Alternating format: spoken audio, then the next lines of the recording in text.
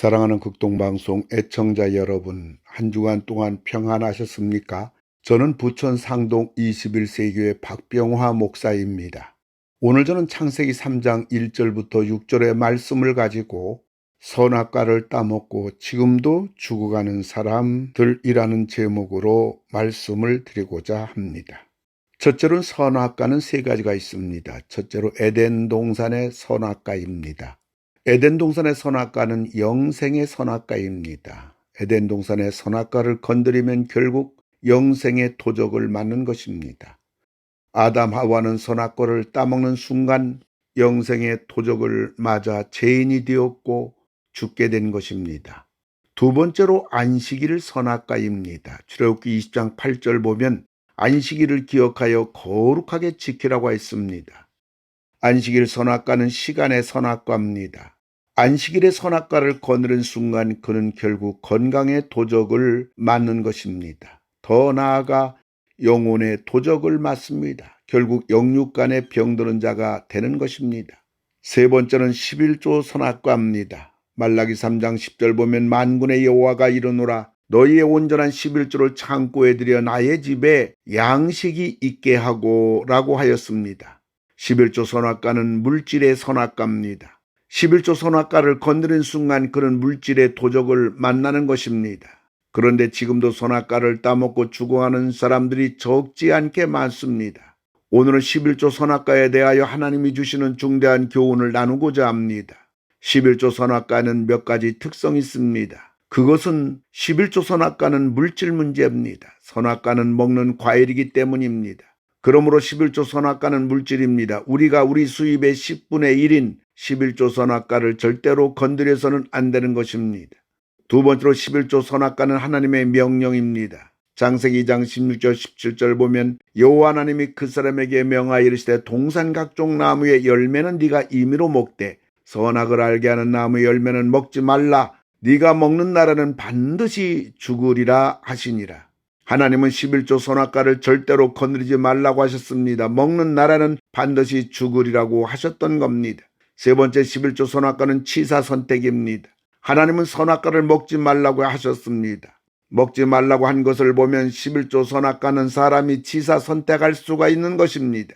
우린 11조 선악과에 절대로 손을 대서는 안 되는 것입니다. 네 번째로 11조 선악과는 시험의 나무입니다. 사탄이 아담 하와를 시험할 때 선악과로 하였던 것입니다. 다섯 번째 11조 선악과는 에덴 동산 중앙에 있는 나무입니다. 에덴 동산 중앙에 있다는 것은 하나님이 우리 인생의 중앙에 있다는 말입니다. 그리고 선악과가 우리에게 절대적인 결과를 초래한다는 것입니다. 그러므로 11조는 해도 되고 안 해도 되는 것이 아니라 반드시 해야 하는 것입니다. 11조는 우리가 하나님을 위해서 하는 것이 아닙니다. 교회를 위해서 하는 것도 아닙니다. 다 나를 위해서 하는 것입니다.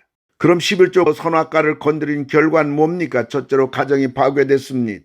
아담 하와가 선악과에 손을 대기 전에 부부는 어떠하였는가요? 창세기 2장 23절 보면 아담이 이르되 이는 내 뼈 중에 뼈요 살 중에 살이라 이것을 남자에게서 취하였은 여자라 부르리라 하니라 라고 하였습니다. 아담과 하와가 마음과 뜻이 하나가 되었다는 말입니다. 창세기 2장 24절 보면 이러므로 남자가 부모를 떠나 그의 아내와 합하여 둘이 한 몸을 이룰지로다 하였습니다. 아담과 하와가 사랑으로 하나가 되었다는 것입니다. 창세기 2장 25절 보면 아담과 그의 아내 두 사람이 벌거벗었으나 부끄러워하지 아니하니라라고 했습니다. 아담과 하와가 서로 수치스러운 것이 없는 부부란 말입니다. 부부간의 평안과 자유가 있다는 말입니다. 그러나 타락한 이후에는 어떠하였습니까? 창세기 3장 12절 보면 아담이 이르되 하나님이 주셔서 나와 함께 있게 하신 여자 그가 그 나무 열매를 내게 주므로 내가 먹었나이다. 부부가 서로 원망과 미움과 분노로 가득 찼고 책임 전가하기 바쁜 부부가 되었던 겁니다. 자녀는 어땠습니까? 형 가인이 동생 아벨을 돌로 쳐 죽인 것입니다. 최초의 살인이 아담 가정에서 일어났고 그것도 두 아들 사이에서 일어난 것입니다. 두 번째 환경이 파괴되었습니다. 타락 전의 환경은 어떠하였는가요? 창세기 1장 25절 보면 하나님이 보시기에 좋았더라. 하나님이 6일 동안 세상을 창조하셨는데 하나같이 보시기에 좋았더라는 것입니다. 그러나 타락 이후에 환경은 어땠습니까? 창세기 3장 18절 보면 땅이 네게 가시덤불과 엉겅퀴를 낼 것이라. 이건 한마디로 저주의 환경이 되었다는 말입니다. 세 번째 삶이 파괴되었습니다. 타락전의 노동은 즐거움과 희락과 보람과 열매가 있는 가치 있는 일이었습니다. 그러나 타락 후에는 어떠했습니까? 창세기 3장 19절 보면 네가 흙으로 돌아갈 때까지 얼굴에 땀을 흘려야 먹을 것을 먹으리라고 했습니다. 고달픈 인생이 된 겁니다. 피곤한 인생이 된 겁니다. 괴로운 인생이 된 겁니다. 네 번째로 11조 10계명입니다. 11조 10계명은 무엇인가요? 첫째로 온전히 드리라. 말라기 3장 10절 보면 만군의 여호와가 이르노라 너희의 온전한 11조를 창고에 들여 나의 집에 양식이 있게 하고라고 하였습니다. 띄어먹지 말라는 말입니다. 11조를 정확하게 드리라는 말입니다. 다른 사람이 발라먹은 생선을 먹을 사람은 아무도 없는 것입니다. 두 번째 내가 섬기는 제단에 드리라는 것입니다. 11조 내가 섬기는 교회에 드리는 것입니다. 세 번째로 감사로 드리라는 것입니다. 11조를 드릴 수 있는 믿음의 사람이 된 것을 감사하십시오. 내게 있는 모든 것이 하나님이 주신 것임을 감사하십시오. 하나님이 10분의 1만 드리고 나머지 10분의 9는 쓰라고 했으니 감사한 것입니다. 네 번째 믿음으로 드리라는 것입니다. 하나님 앞에 온전한 11조를 드릴 때 우리의 창고가 쌓을 곳이 없을 정도로 채워주신다고 약속하신 하나님을 믿고 드리는 것입니다. 그리고 11조를 드리고 나머지 10분의 9로 살아갈 때 하나님은 내게 부족함이 없도록 해주실 줄 믿고 믿음으로 드리는 것입니다.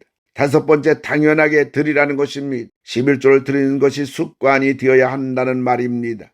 11조를 드릴 때마다 고민이 되고 아깝다는 생각이 든다면 나의 신앙은 요원한 것입니다. 11조는 내 것이 아니라 하나님의 것이기에 당연히 드리는 것입니다. 여섯 번째 오용하지 말라는 것입니다. 11조 가지고 구제비로 쓴다든가 선교비로 쓴다든가 선하다는 명목으로 해서는 안 됩니다. 11조는 11조입니다. 일곱 번째 11조는 신앙의 첫 출발입니다. 11조는 집사가 되고 장로가 되어서 드리는 것이 아닙니다. 하나님 자녀의 신앙의 첫 걸음마인 것입니다. 여덟 번째 11조는 어려서부터 하게 하라. 신앙교육은 어리면 어릴수록 하는 것이 좋습니다. 11조도 어려서부터 습관을 들여야 합니다. 록펠러 어머니는 어린 록펠러 양쪽 주머니 중 한 주머니를 11조 주머니로 삼게 하고 어려서부터 철저히 11조를 하게 했습니다. 하나님은 록펠러를 축복하셔서 세계 제일의 부자가 되게 하셨습니다. 아홉 번째 11조를 두려워하라. 11조를 건드리면 반드시 화를 입는 법입니다. 열 번째 복 달라고 기도하지 말고 11조가 많게 달라고 기도하라. 복 달라고 하는 기도는 욕심의 기도입니다. 그러나 11조 많아지게 해달라는 기도는 신앙의 기도입니다. 어리석은 사람은 매맞아가면서 예수를 믿고 지혜로운 사람은 하나님의 복을 받아가면서 예수를 믿는 것입니다. 원하기는 11조 선악과를 바로 드려서 창고가 가득 차고 넘치는 복을 다 받으시는 여러분들이 되기를 주님의 이름으로 축원을 드립니다.